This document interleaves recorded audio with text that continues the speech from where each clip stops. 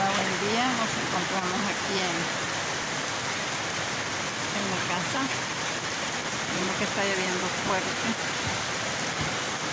Pues, nos ha abatido este fenómeno natural como es el ETA. En el centro de la ciudad pues todavía no tenemos nada que lamentar, pero sí existen algunos lugares en el área rural, como kilómetro 86, Aldea del Calán, Aldea del Milagro, las crecidas del puente Urúa de Chanelepón, lugares que han sido afectados, igual en las carreteras que conducen Tela,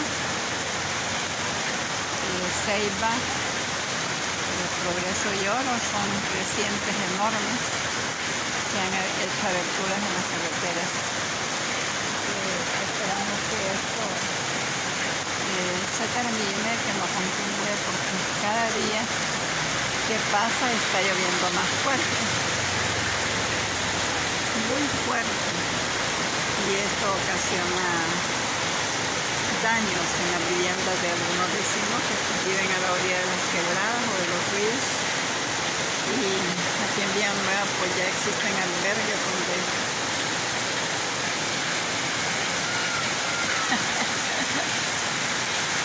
donde hay personas que están albergadas y están viviendo de las ayudas de las fuerzas vivas.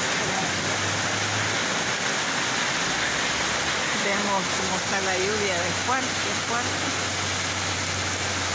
y solo pedirle a Dios que esto pare ya, porque está ocasionando muchos daños en el país, principalmente en la carretera. Ya la gente, hay personas que no pueden salir de sus lugares